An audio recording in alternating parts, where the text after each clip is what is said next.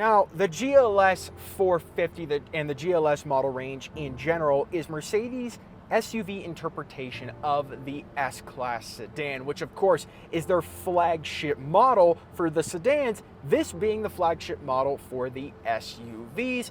And of course, it is properly an S-level vehicle. The good thing is on the used market, these are only going for around $57,000, which is the price of this one. And I'm just happy to be sitting in one of Mercedes' nicest vehicles to date that they are selling now. So, what does the GLS 450 have in store?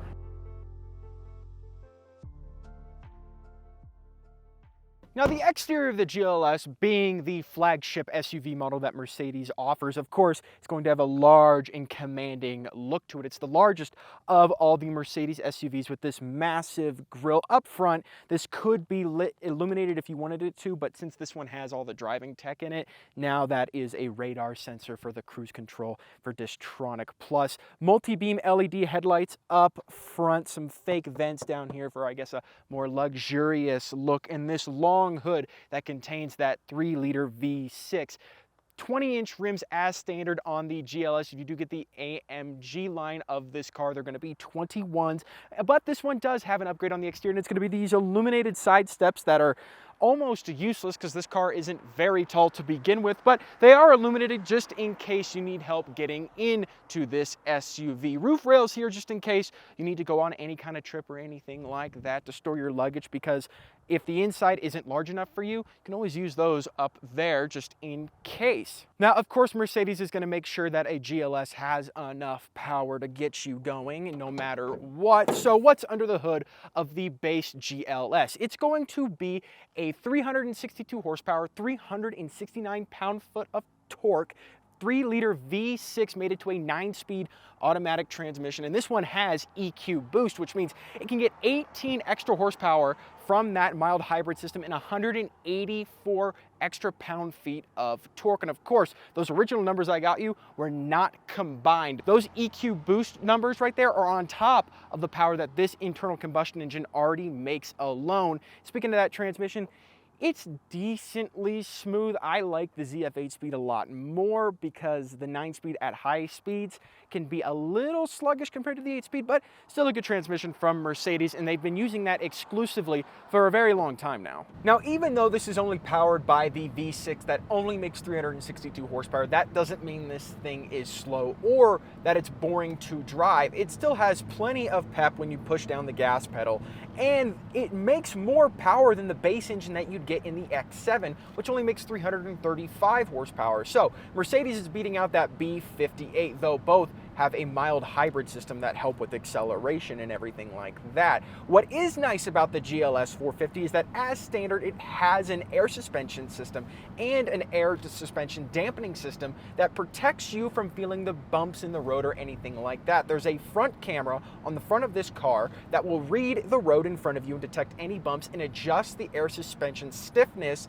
as needed to make sure that the outside elements in the road are not bothering you when you're driving this car. Not to mention the fact that you can actually adjust that air suspension using a little switch behind the MBUX controller that can set it to 4 different ride heights, whether you're going to be driving this in a sporty mode, whether you're in a comfort mode, or whether you're taking this thing off-road, though I don't think many GLS 450 owners are going to be taking their GLS off-road because that doesn't really jive with the luxury feel that this car gives off. Now, of course, the interior on the GLS is going to be far more important than it is on the exterior because of how nice this car is supposed to be. You have MB Techs everywhere in this car. On the dash, the steering wheel is a nice leather, door panel's nice and soft touch, and so is your armrest on the door. But the problem I do face here is the fact that it's MB Techs and not the real black leather that you can get on this interior. So it does feel a little more gritty, a little more cheap than what is potentially able to be put on this car. Let's talk about the technology in here because it is pretty cool. Of course, this is running Mercedes' MBUX system with these 2 massive 12.3-inch screens, one for your infotainment and the other one for the gauge cluster. Plus, the gauge cluster is super customizable. You can change it to show your navigation, your media, different types of performance metrics like your G-forces and your power levels if you're interested in doing that. Ambient lighting on this interior is incredible. It stretches from all the way on the door throughout the entire dashboard and even on these grab handles in the center that are never going to be used for off-roading like they should be, but you have tons of ambient lighting on the grab handles right here. I think they've made the interior of this car feel so classy compared to the BMWs. It's so nice. The buttons are metallic and super clicky and tactile feeling, which just adds to that element of luxury in it. When it comes to connectivity in this car, of course, it's going to be very important for all of you people who care about technology. Wireless charger in the center with 2 USB Type-C ports, and in the center console, you have a lot of space with another USB Type-C port. And other storage in this car, the glove box is also a decent size as well, and it's lined with felt, so you won't have things moving around in there and making a bunch of noise. I did mention that this car had air suspension, and you can control that adaptive air suspension using a little switch behind the MBUX controls, like I said, and it goes through 4 different adjustments that you can do. You can lower it, raise it based on the situation you're in. One thing I do want to complain about on this car is that with the moonroof, if you care about this, as standard, you only get this one up front. It's not panoramic, which you can get a panoramic moonroof as standard on the BMW X7. So Mercedes is kind of missing some interior features that BMW has put in their X7, but that doesn't make this interior any less nice. I just wish Mercedes would focus a little bit more on what their competitors are trying to do as standard in their vehicles, rather than kind of cheaping out on some of the stuff in this car, though the X7 has a higher starting price than the GLS 450 does. Now, of course, Mercedes is always use the Burmester high-end surround systems in their cars. This one is no short of having that. You have it in the door, and next to that is going to be your heated and cooled seats controls if this had cooled seats, and a little button that says R on it, which allows you to control the passenger seat just in case you're chauffeuring someone around and they don't like how the passenger seat is too far back. The driver can control that from their seat by pressing that button, and then they can move the seat right here. So that's pretty interesting. Most cars don't do that, but Mercedes thinks of just about everything. So let's hop into the back and see how your rear passengers are going to be. Now, in the back of the GLS 450, this definitely shows that the GLS is meant for passenger comfort just as much as driver comfort, because back here you have electronically controlled seats for the bottom rest and the backrest. More of that beautiful ambient lighting in the door. Dual zone climate control back here for either passenger, and for connectivity, you have 2 USB Type-Cs and a 115-watt wall outlet. Plenty of legroom in front of you and tons of headroom above you, and these armrests if you get the captain's chair configuration, which are adjustable by using this little knob under them. I'm a lot more comfortable back here than I am in the driver's seat, which just goes to show that Mercedes is focused on passenger comfort more than they are driver comfort, just in case on these level of vehicles you're being chauffeured around by someone else. But storage space back here is also decent in that center thing. You have a bunch of storage in the backseat pockets. You have a bunch of storage, and yeah, overall, I would give this back seat pretty much an A+. I just wish they had configured the heated and cooled seats back here, which the previous owner of this car didn't get. Like I said, base GLS. Now, I would be doing you an injustice if I didn't hop into the third row of this car and try and tell you what it's like. It's not too bad. 2 USB Type-Cs per rear passenger, a cup holder, and the coolest thing is the fact that the seats in front of me electronically fold forward.